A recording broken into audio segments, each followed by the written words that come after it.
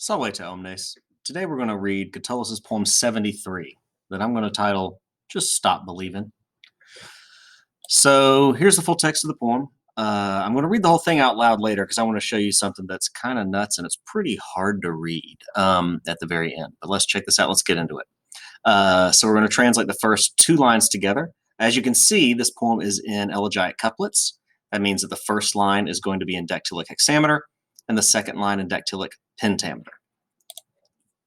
So the first two lines, de sine de quoquam qui quam bene velle mereri, aut aliquim fieri, post sepultare pium. So de sine velle, he tells himself to stop wishing. So velle is complementary with the de sine, with the imperative, telling you to stop wishing. So cease to wish is what it literally says, but it's more natural in English to use the ing. So that's what I'll do there. So stop wishing to mereri, to deserve, to earn, right? So stop wishing to deserve. Quid quam bene, anything good, anything well. Stop wishing to well deserve anything. Quid quam. And quick note about quid quam. Quid quam is used just like aliquis aliquid, except when there's a negative or an implied negative. So stop wishing to deserve anything well, de quoquam, from anybody. And there's that quisquam again, that negative, right? When he's saying stop wishing. So don't wish for anything good from anybody ever, period, end of story, right? It's pretty pessimistic here.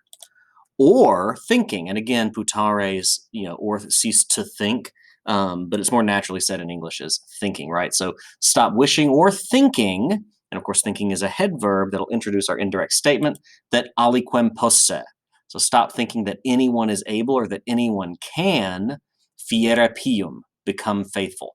Now take a look at the use of aliquem. Remember earlier we said that quisquam is the version of aliquis that you'll use in the context of a negative or an implied negative.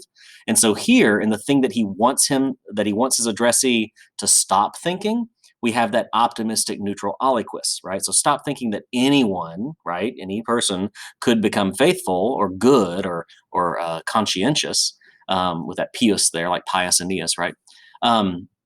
So stop thinking that and instead think about quoquam and quidquam, right? Not to expect anything from anybody. Omnia sunt ingrata, nihil fecisse benigne, pro destimetiam, taedeto bestquem ages. So all things are unappreciated. All things are ungrateful. Everything is unappreciated. That's pretty dark.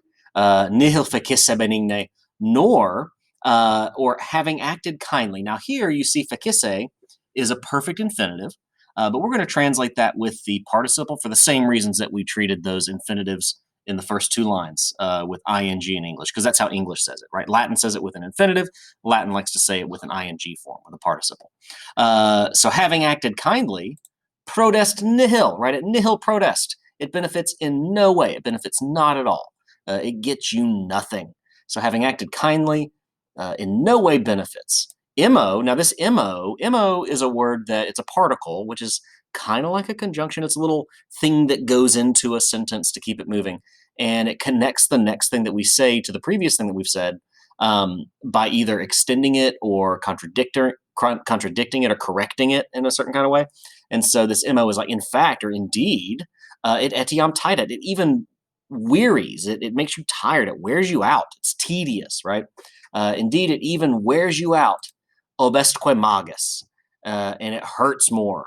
And of course, magus is the comparative adverb from magnus, right? Magnus major maximus. Major is the comparative adjective, bigger or greater, and magus is the adverb form of that. So we get to the last two lines. Ut mihi, as with me. Remember, ut means like or as, unless there's a subjunctive verb with it. So that's when it can mean to or in order to or that. So like me, like with me, this is a dative of reference, right? Like in my world, right? Like as far as I'm concerned, whom nobody oppresses, right? Whom nemo orget, quem of course is accusative, nemo is nominative, whom nobody oppresses, gravius nec acerbius. And here we see regular forms of the comparative adverb.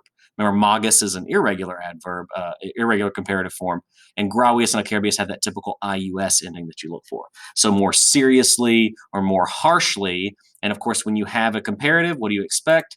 Quam, than. Notice that quam with the positive degree is how, adjective, or how, adverb. Here with the comparative, it's than. And then if you have quam with a superlative, remember it's as blank as possible, as adjective or adverb as possible.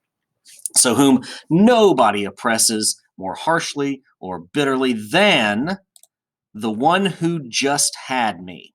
Modo, like just now or just recently. Qui works like an isqui, as the one who, right? As the one who modo me habuit, just had me, as unum atque unicum amicum, as his one and only friend. Now, I just read that as if it were prose without doing the elisions, because let's take a look at this, and I'm going to mess it up because it's really hard to do. The elisions in this line are absolutely bonkers. I'm going to try to read it, but I'm not going to do a great job because it's tough to do. So, of course, the rhythm of a dactylic pentameter is long, short, short, long, short, short, long, long, short, short, long, short, short, long. Remember, it's 2.5, 2.5, how you get the 5 feet there. So it reads like this. Quam modo qui mu not cu nicami cabuit. Whew, it's a mouthful. So you can talk about and think about why he would put so much elision there, why everything would run together, why all these thoughts would be smushed together so intensely here in the last line of this poem. But here's the translation all put together. And that is Catullus, poem 73. Hope you enjoyed it. And thanks for watching. Walete.